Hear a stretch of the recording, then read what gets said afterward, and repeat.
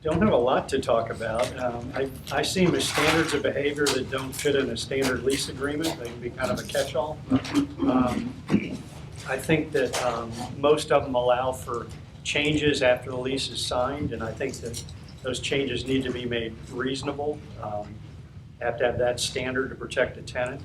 But I would encourage everybody to review them carefully to ensure that the typical lease provisions are not being slid in there, that it's more of a true rules and regs, and it's reasonable. Many little examples like, you can't cook on the premises. You accept like microwave use. You can't decorate. Well, you can put, posters on the wall, in the interior of the walls and things like that.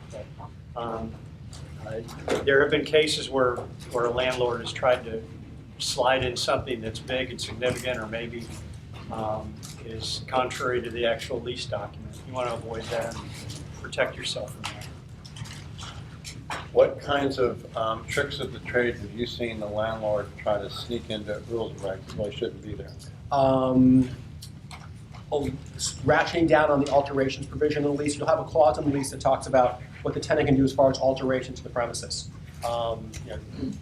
What types of construction changes can you make in the premises? And then you also find in the rules and regs even more stringent and tighter restriction on that stuff. So, what you can hang on the walls, what surfaces you can penetrate, stuff you have to do with window treatments and things like that. So there's a lot of subtle things in rules and regs that apply to the alterations clause that sometimes they don't really match up well. Building hours. There should be a clause in the lease that says what the building hours are. Lots of times, no one's really read the rules and regs for a couple of years, and the building hours and the rules and regs don't match up with what's in the lease. And again, if you have a tenant on the tenant side and they really manage them to be there on Saturday mornings from 8 a.m. to noon time, and that says one thing in the lease and says something else in the rules and regs, make sure there's a conflict clause that says the lease controls over the rules and regs, not the rules and regs controlling over what's in the lease. I can't stand the rules and regs. I find them incredibly annoying to have to deal with because at that point, you're 80 pages of the document. I'm really tired. I don't want to read them. But they're there, so as pointed out, you got to read them carefully. And not to date myself, but I can remember, maybe you remember, there once upon a time were dress code items in the rules and regs, and it really wasn't until recently that it sort of reminded me, as I watched some of our co-tenants in the building I'm in walking around with shorts and sandals and t-shirts, and I'm like, caught me off guard. But just on that, there's an interesting dynamic going on in offices, especially coming out of the 2007 era. You've seen a lot of landlords in Class A office buildings lease to very user-intensive tenants.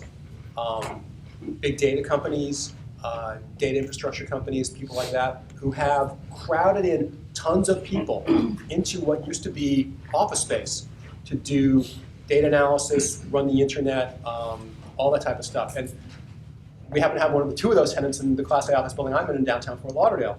And I'll get in the elevator looking like this, and you'll have guys in there, with Beavis and Butthead t-shirts and backpacks every day. I'm very nice to them because they run the internet and they could crash at any minute. And I haven't teased them about that. But there's a weird dynamic going on in office leasing right now where you're seeing Class A office buildings leasing to these types of tenants.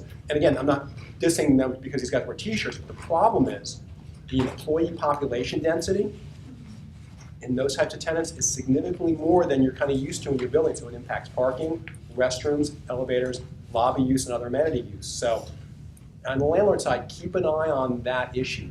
Who is the tenant and how many people they're going to have in the space?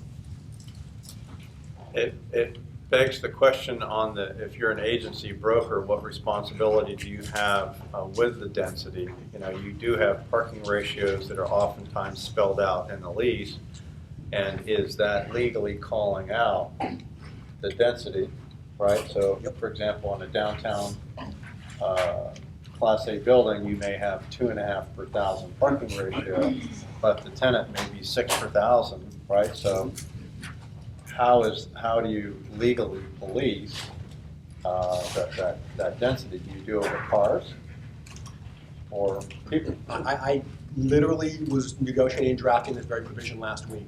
We have Klein, there's a Class A office building on Brickell Avenue, and they're doing a call-type center use. And they recognize that they're only entitled to so many parking places, but they told us that our employee population would be bigger than the number of parking places because, number one, there's crummy public transportation in Miami-Dade County, but people are going to use it. And the other thing is they're doing the Silicon Valley thing, that they have people congregating at parking areas outside of the downtown business area, and they're busing them in. And we had a draft provision in the lease that says you only going to have X number of people per 1,000 square feet in the space because we couldn't have that level of impact on the building. And then how do you police that? The only thing we could come up was that they had to do a monthly employee report, tell us what their head count was. We're going to match that up with the number of parking spaces they're using. And if it just looks really ugly, we're going to call them out on it. But it points out the hard part of this very issue is where you have buildings that are being used for for employee populations other than what they've been designed for. How do you mitigate those impacts? It's a tough one, but I think it's going to continue to be an issue because I think you're seeing a shift back towards in the development where you're seeing an emphasis back towards downtowns. The population of employees who's living in all this multifamily that people are building in downtown Miami and downtown Fort Lauderdale, the guys with the t-shirts and the backpacks are living in those apartments because they want to be downtown, they want to be able to walk to work and walk to amenities, and we're going to see more and more of this.